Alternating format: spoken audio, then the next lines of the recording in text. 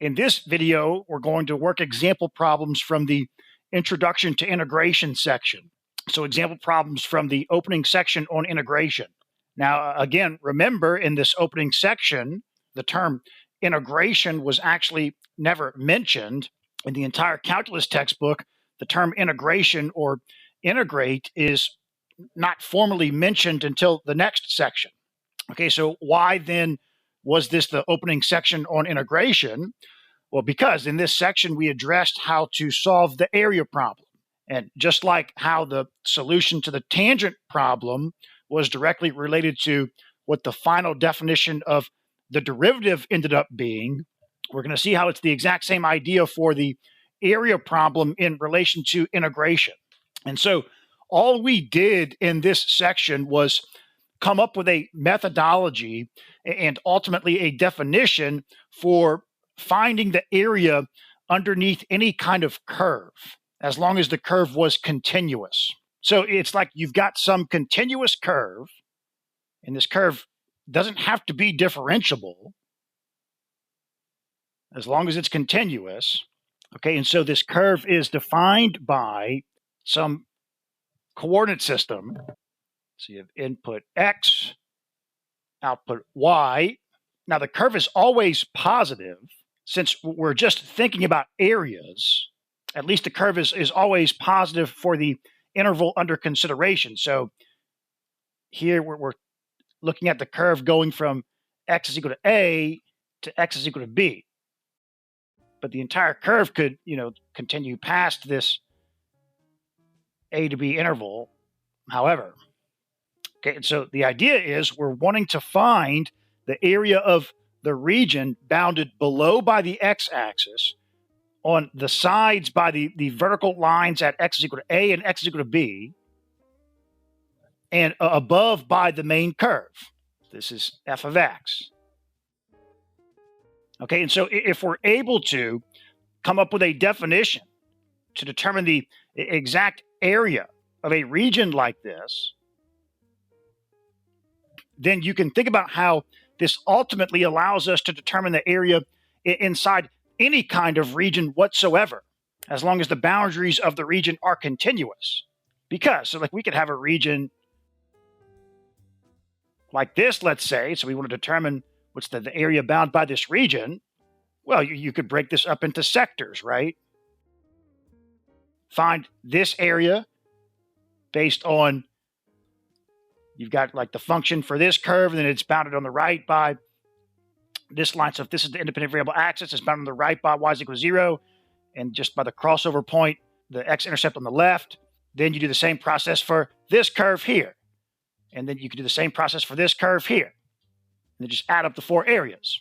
Okay, and so that's what the example problems at the end of the opening section, the example problems in this video are about. Just the area determination methodologies, as well as the exact definition of area that we learned in this section. Okay, so in this first problem, we're analyzing the area under this curve. So the area of the region bounded below by the x-axis, on the sides by the y-axis, and then the vertical line at x is equal to 12. So the y-axis is the vertical line at x equals 0, and then above by this curve here. Now, for this problem, they want us to calculate L sub 6, R sub 6, and M sub 6, and then answer some questions about these calculations. So what does this mean? Well, okay, to determine the exact area under a curve like this, the general strategy is that we break up the area into pieces and then let the number of those pieces go to infinity. Okay, and so the first step as far as breaking up this region into pieces is to break up the x-axis interval. So in this case, the x-axis interval we can see goes from 0 to 12. Now, we could think about different kinds of ways of breaking up this interval, so not necessarily breaking up the interval into equal width pieces. But in this opening section, we thought about how no matter what, we're going to break up the x-axis interval into equal width pieces. So the width of each piece, delta x, if they're going to be equal width pieces, is just you do b minus a divided by n, divided by the number of pieces, where b is the upper x coordinate and a is the lower x coordinate. So in this case, b is 12 and a is 0, so delta x is just 12 divided by the number of pieces. Okay, but now, what do we do with the equal width intervals along the x-axis? Well, there's different options, but the simplest is to state that each interval corresponds to a rectangle.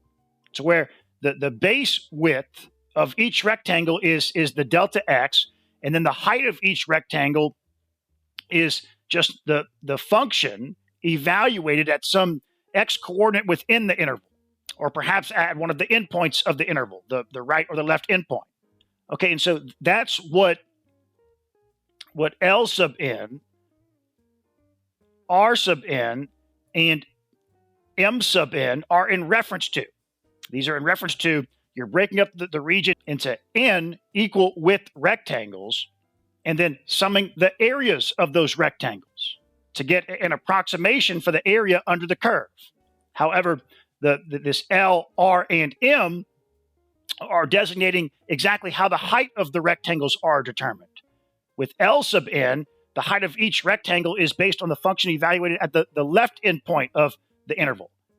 R sub n is based on the right endpoint, and M sub n is based on the rectangle height being the function evaluated at the midpoint coordinate of the corresponding rectangle. Okay, but now in this particular problem, we can see that they're wanting us to determine L sub 6, R sub 6, and N sub 6. So N is going to be equal to 6. We're going to use 6 rectangles. So with N equal to 6, delta X is equal to 2. So we're going to have, let's see.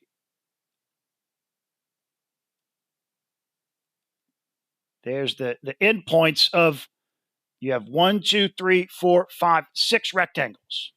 Okay, and so now starting with L sub 6, we're going to make the heights of the rectangles be based on the value of the function at the left endpoint of each interval. So for the first rectangle, the height of the rectangle is, so here's the function at corresponding to the left endpoint. Okay, now for rectangle 2. Okay.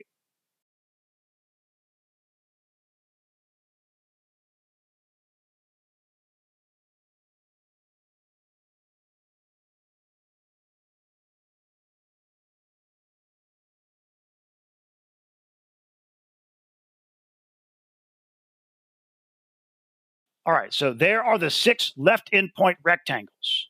So to get L sub 6, we just sum the areas of each of these rectangles. So it's going to be 2. You factor out the 2, and now just add up all of the heights. So we've got, let's see, 9 plus, and then it looks like about 8.8, then 8.2,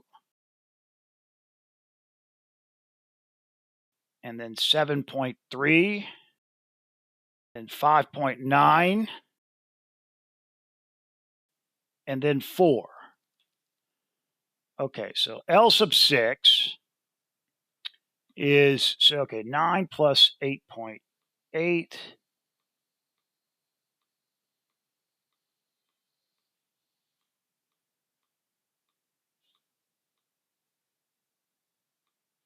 And then times 2. So 86.4. And this is an approximation for the area under the curve, right? Okay, so now let's do R sub 6. All right, so you're just getting the heights of rectangles at the function evaluated at the right endpoint.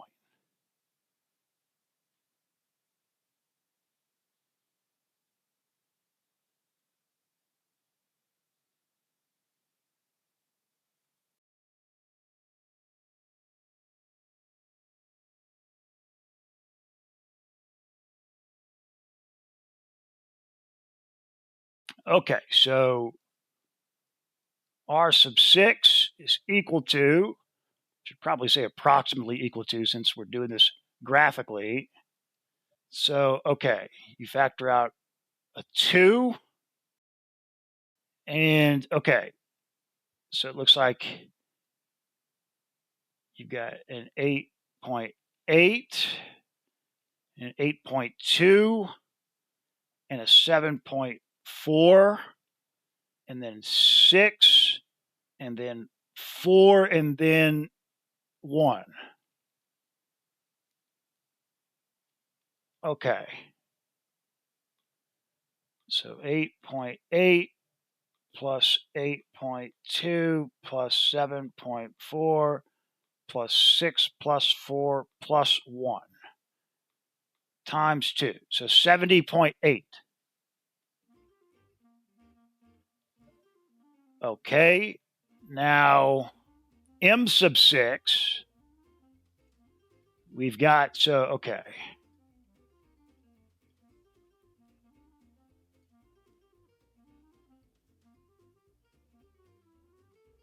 The heights of each rectangle are based on the function evaluated at the midpoint of each interval.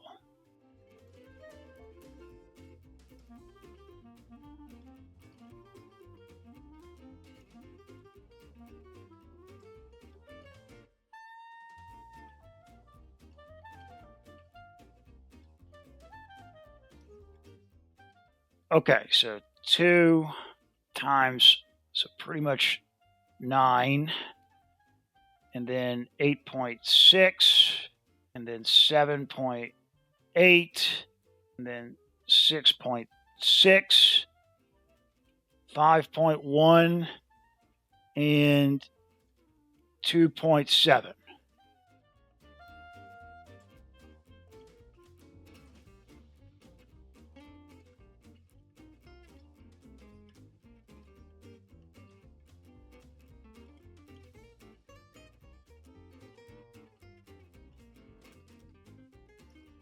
So 79.6. Okay, so now is L sub 6 an underestimate or an overestimate of the true area? And then what about R sub 6?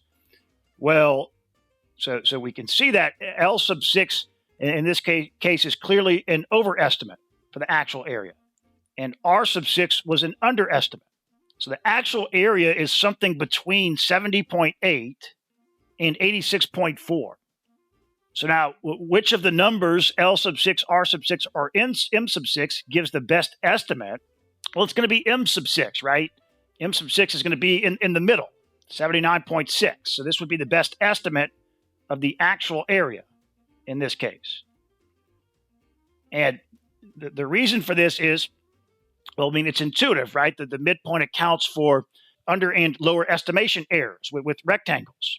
Now, we learned that when you take the limit as n goes to infinity, it doesn't matter what kind of rectangles you use, left endpoint, right endpoint, whatever. They all converge to the same value, the exact area under the curve.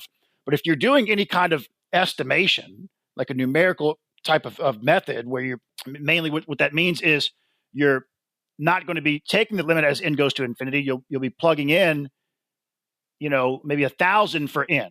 If you're using a computer program, you'll plug in n is equal to 1,000 or 500. Well, then in that case, you want to use the midpoint method when it comes to rectangles, as opposed to the right or the left endpoints. If you're not taking the limit as n goes to infinity, then you're going to get the minimal error using midpoints. Okay, use definition 2 to find an expression for the area under the graph of this function as a limit, but do not evaluate the limit. So what's definition 2? Okay, this is definition 2. What they're talking about is the definition for if you have some continuous curve and you want to find the area under the curve, going from x is equal to a to x is equal to b, no matter what the curve, just any continuous curve, what's the official definition for the exact area under that curve? Well, the idea is you can use really any method you want as far as breaking up this interval into regions. You could break up the x-axis into unequal width intervals, or you could break it up into equal width intervals and use trapezoids, use some whatever shape you want, or you could use rectangles, and you could use whatever the method you want, the left endpoint, right endpoint, whatever, for determining the heights of the rectangles. Okay, no matter what methods you use to break up this region into pieces, when you take the limit as n goes to infinity, as the number of pieces goes to infinity, so you're breaking up the interval into whatever kinds of pieces you want, and you're adding up the areas of those pieces, right, to get the area under the curve.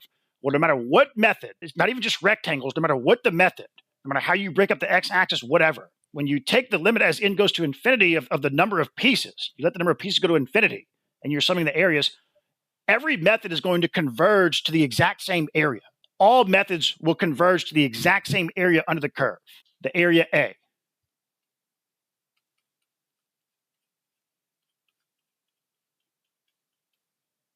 Okay, and so because of that, because all of these methods, assuming the method is a method that works, it does converge, because all these methods converge to the exact same area, then the official definition for the exact area under a curve like this is given with the simplest possible method that you could, the simplest method you could possibly use to break up a region like this into pieces.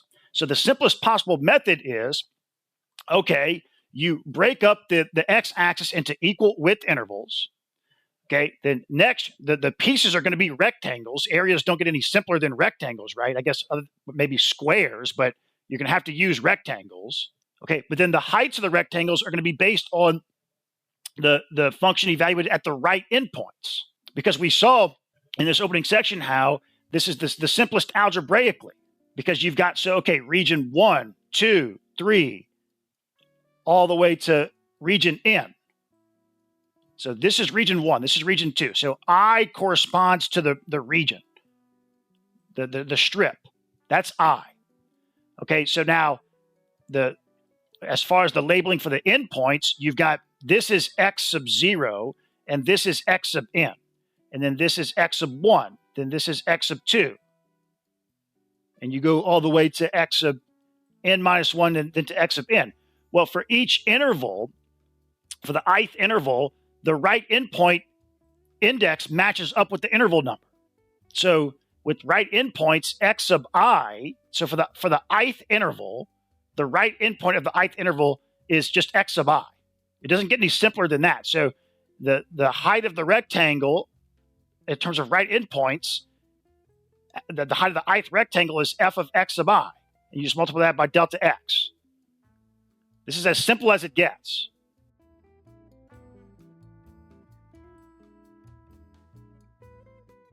So the official definition of an area under any continuous curve is you're taking the limit as n goes to infinity of this r sub n. The exact area under the curve is defined to be the limit as n goes to infinity of r sub n.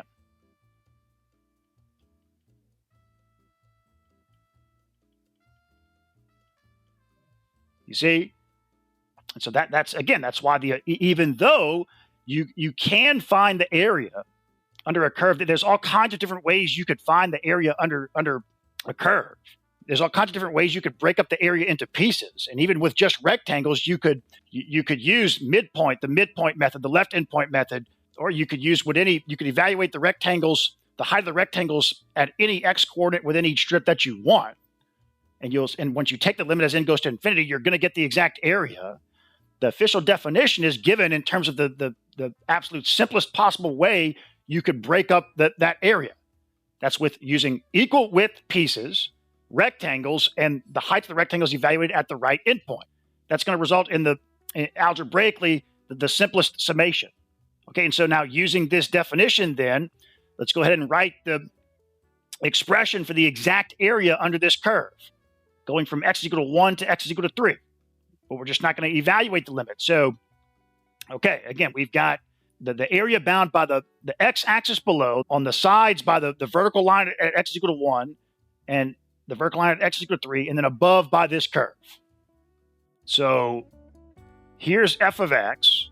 And so again, we're finding the area bound by the x-axis below the vertical line at x is equal to 1 on the left, the vertical line at x is equal to 3 on the right, and then this function above.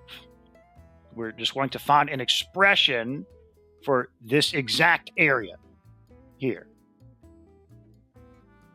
the limit expression, but we're not going to evaluate the limit. Okay. So you start by breaking up this interval here into equal width pieces.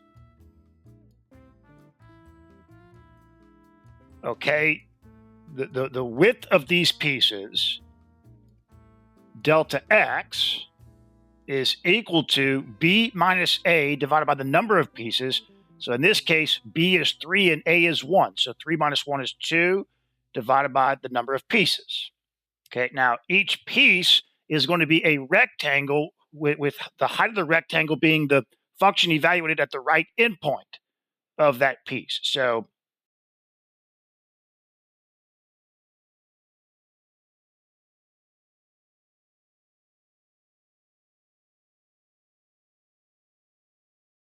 all right, so each piece has width delta x. All right, now this is strip 1, 2, 3, all the way to strip n minus 1, and then strip n. There's n strips. Now, as far as the x coordinates of the endpoints of each strip, the left and right endpoints, so this is x sub 0, which is a, and then this is x sub n, which is b. So you have x sub 0, then x sub 1, then x sub 2, x sub 3, and then you've got, this goes to x sub n minus 1, then x sub n. Now, algebraically, the formula for the right endpoint of each endpoint is the simplest because, okay, if we say we've got with I corresponding to the interval, so I is, okay, which strip are you at? The first strip, the second strip, the third strip, etc. Well, in that case, then x sub I just is the right endpoint of the ith strip.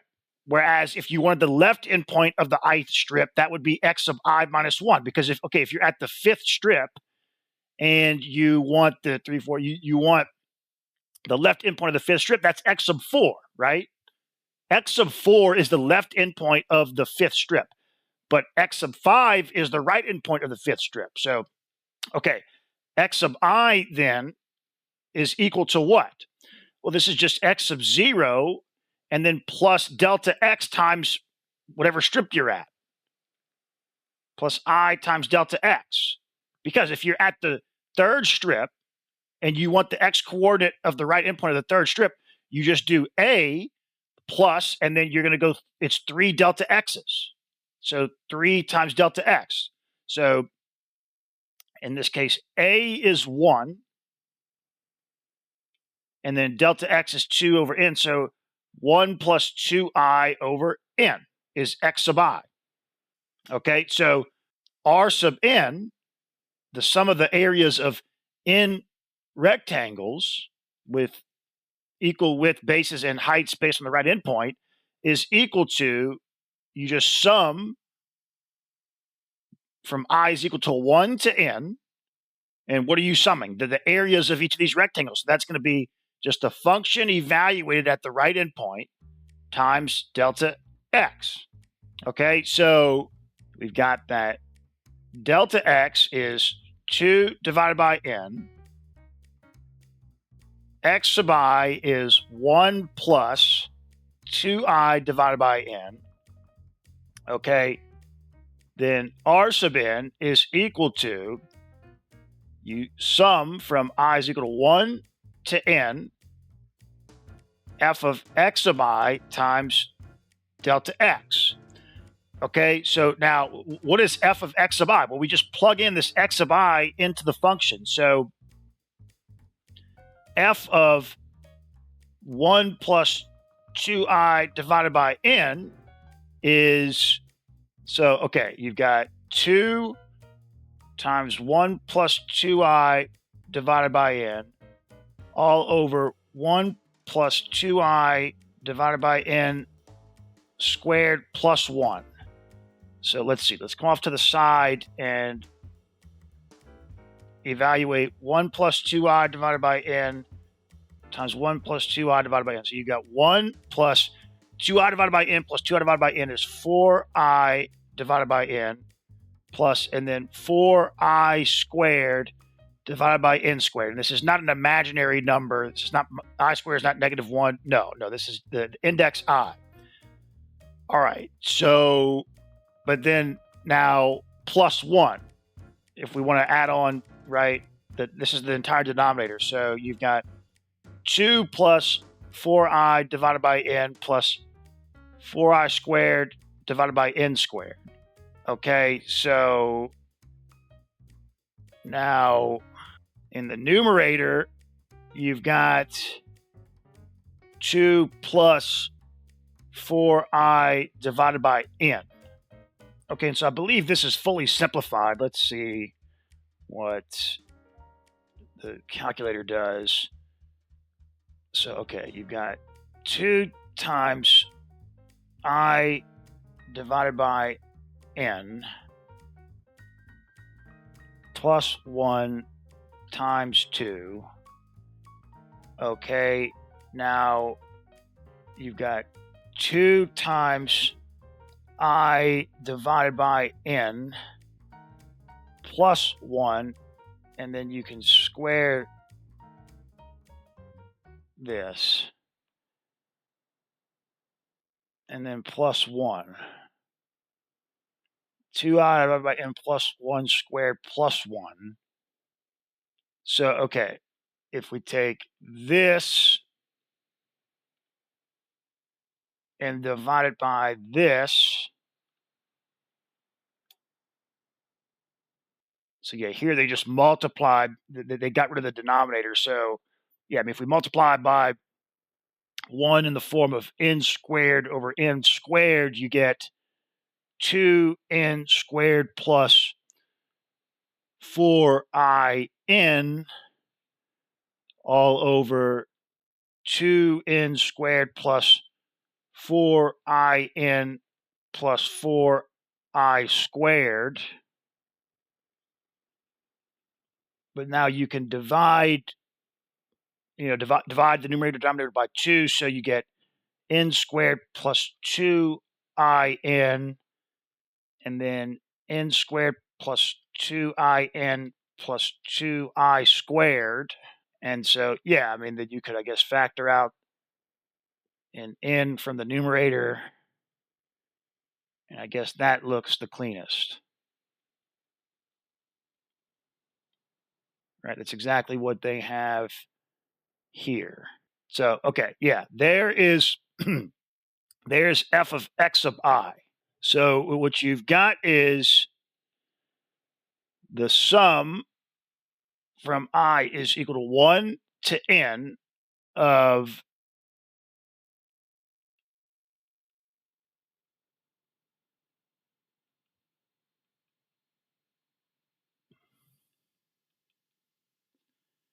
and then times, okay, times delta x, so times 2 divided by n.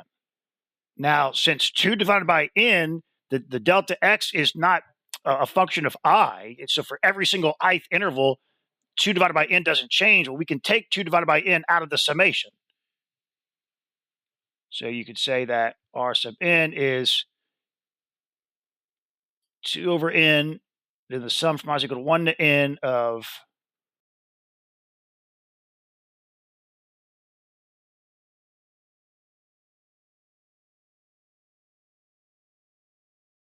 okay, so there you go. There's r sub n.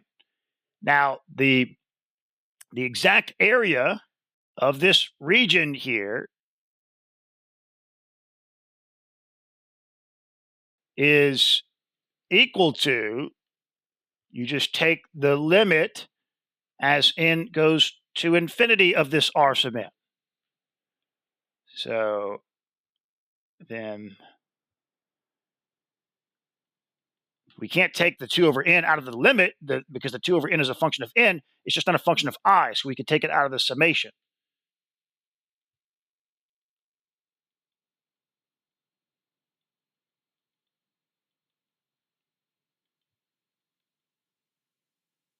And there we go.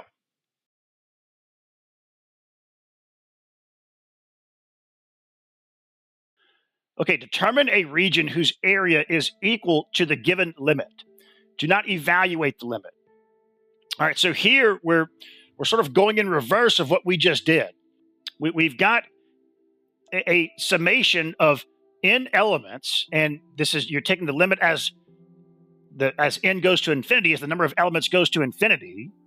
Okay, now, but just because you have an infinite summation like this, where you take the limit as the number of elements goes to infinity, that doesn't automatically mean that you're dealing with an area problem. Now, there's infinite summations that don't correspond to an area problem, but we're just wanting to look at this and see if perhaps this does correspond to some area under a curve. And if it does, then what is that area? So now we look at this and we see that, so the summation itself, ignoring the limit at the moment, well, okay, we've got a term here that's not a function of I, this pi over 4n. So you could take this out of the summation. So perhaps this is like a delta x here. Again, I mean, just because you've got some term in a summation that you can take out of the summation, that doesn't mean that has to correspond to like some sort of a delta x. It might not, but perhaps this does correspond to like a delta x. And then this corresponds to the height of each of the delta x's. So perhaps this is just a sum of the areas of n rectangles, where this is the base width of all the rectangles, the same base width, and this is the height of the rectangles. And perhaps this is based on right endpoint. The height of the rectangles evaluated at the right endpoint. I mean, maybe it is, maybe it isn't. It could be the case that we could perhaps show that this is an infinite sum, but we could show that this corresponds to heights of rectangles in multiple different ways, depending on the notation you use, right? There's all kinds of different ways you could think about breaking up like a region, an area region on a curve. But according to the definition of area that we explicitly developed in the opening section, it looks as if this could be the delta x, and this could be just like the x sub I, to where you're just saying, look, in this case, the function would be the tangent function, and the x coordinate of the right endpoint of each rectangle is given by this expression. So let's see if that makes sense. If that's the case, then delta x is pi divided by 4n. F of x is equal to tangent of x, and x sub I is equal to I pi over 4n. All right, so let's take a look at the tangent function. Okay, so the tangent function has period pi. So we start here, then we go pi, we advance pi in the x direction, and now the function restarts. Right, it does this, comes up here, now it just restarts. Okay, so perhaps b is pi and a is 0. So perhaps, well, b is pi here and a is 0, but then you're summing across a discontinuity, and we haven't talked about anything like that. You would be summing across the vertical asymptote at x equal to pi over 2. So maybe b is equal to pi and a is equal to pi over 2. So, okay, pi over 2 is about here. So perhaps this limit corresponds to this entire area here. I mean, you would end up getting a negative area, because all of the tangent, when you evaluate the function, you're going to get a negative value, but you could just multiply that by -1 to get the area. So let's see if that makes sense. So in that case, delta x would be pi minus pi divided by 2 over n. So you have 2 pi over 2 minus pi over 2 divided by n. So that's pi over 2n. So no, that's not it. So maybe this is going from, so what about pi over 4 to 0? So going from around, let's see, pi over 2, somewhere around here. pi over 2 to 0. So maybe it's this area. So in that case, A is 0 and B is pi over 4. So in that case, yeah, you've got, so A is equal to 0, B is pi over 4, then yeah, delta x is pi over 4n. Okay, so that works. Now, all right, so x sub I would then be, for right endpoints, would be, so you've got x sub 0, which is A is 0, and then plus I times delta x. So I pi over 4n, okay? And so f of x sub I, if f of x is tangent x, then f of x sub I is tangent of I pi over 4n. So yeah. R sub n is the sum from I is equal to 1 to n of f of x sub I times delta x, which in this case, you have delta x is pi over 4n, and then f of x of I is tangent of I pi over 4n. So that's R sub n, but the exact area is the limit as n goes to infinity of R sub n.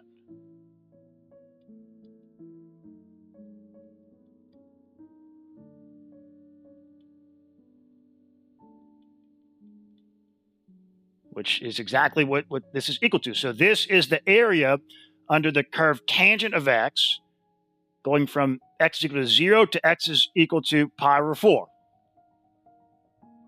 Okay, let A be the area under the graph of an increasing continuous function f from A to B. And let L sub n and R sub n be the approximations to A with n subintervals using left and right endpoints respectively. So all right, so okay, we've got A, so, all right, we could, A and B could be any point on the x-axis. A could be negative and B could be negative, whatever, but let's just say A and B are positive.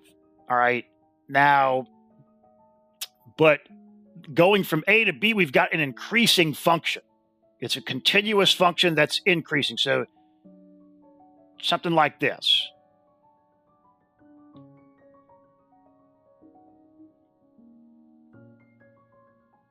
It doesn't matter what the function is. So this is A, this is B.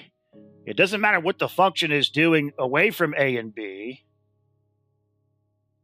You could have discontinuities, whatever.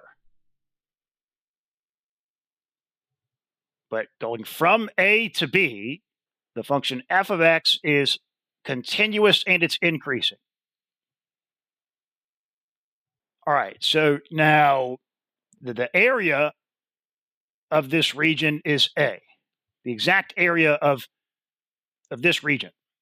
Okay, now it wants to know how are A, L sub n, and R sub n related. So R sub n is, so if we break this up into equal width pieces, here is R sub n. You sum the areas of all of these pieces. Okay, so for the case of an increasing curve, R sub n we can see is an over approximation of the actual area. But then L sub n for an increasing curve is going to be an under approximation because you've got, right?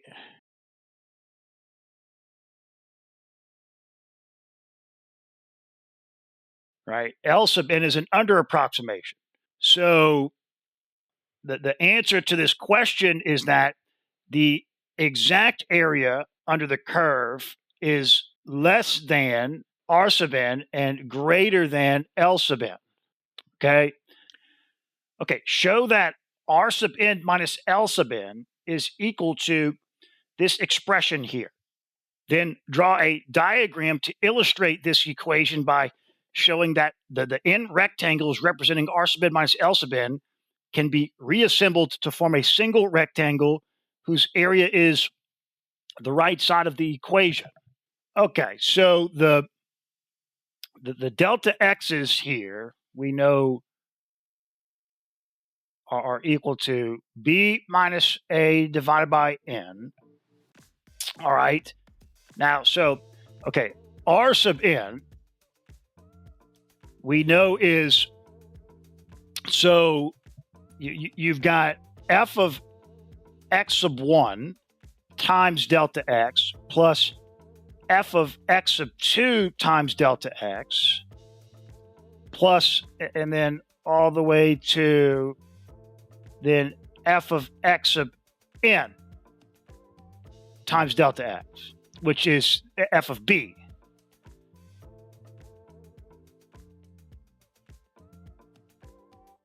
But this is not f of a, this is f of x sub 1. Okay, now L sub n is f of a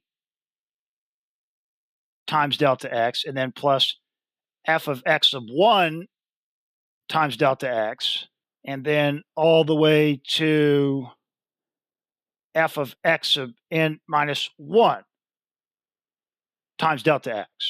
So, okay, R sub n minus L sub n is equal to, so, okay, these are going to subtract out. Then these will subtract out. And then even you'll have an f of x sub n minus 1 times delta x will subtract out. And so you're going to be left with f of b times delta x minus f of a times delta x, right? So that's f of b minus f of a times delta x. But what is delta x? Delta x is b minus a divided by n. So you just have b minus a divided by n times f of b minus f of a. And there you go.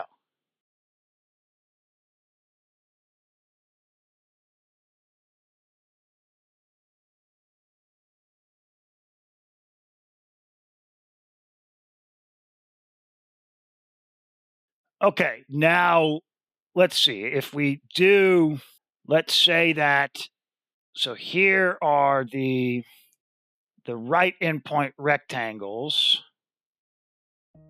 Okay.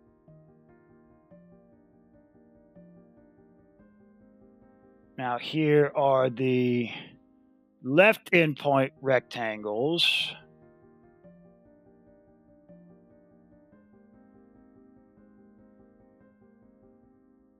Okay, so now what they're wanting to show is that, so okay, what is R sub n minus L sub n? Well, it's this area here. It's, well, the sum of all of these areas. That's R sub n minus L sub n, right? So they're saying that we're wanting to draw a diagram to illustrate what R sub n minus L sub n means. So not just in terms of what's shown here, but also that you could sort of reassemble all of these to get one single rectangle whose area is this. So what would be a single rectangle whose area is this? Well, that would be, so b minus a divided by n is delta x. So you're going to have some delta x, wherever. We could put it here just to, let's see. So there's a delta x, and then the height of this rectangle would be, you've got f of a minus f of b. Well, this is, let's see. Okay. F of b. So what you've got, what you ultimately have here is, so here's delta x. Let me erase this. So, delta x is like, it's something like, depends on what n is, but the general idea is at least equivalent to these delta x's, There's delta x, and so there's the height. So what they're saying is that we could take all of these areas and stack them in here, and they're going to be equivalent. Because this is f of A, this is f of B. So f of B minus f of A is the height of this rectangle, and the width is whatever delta x is. Okay, deduce that this inequality is true. All right, so this inequality is saying that, is it the case that r sub n minus A is less than, but this is, we just showed that this is true, that this is r sub n minus L sub n. Okay, so if let's subtract r sub n from both sides of this inequality, and we're left with minus A is less than minus L sub n. Okay, now if we multiply both sides of this inequality by -1, we get that A, but now since when you multiply or divide both sides of an inequality by a negative number, you have to flip the inequality. So A is greater than L sub n. Well, yeah, I mean, this is true. This is definitely true. So this inequality is equivalent. We didn't change the inequality. We did all legal operations on inequalities. This inequality is equivalent to this inequality. So if this inequality is true, then this inequality is true.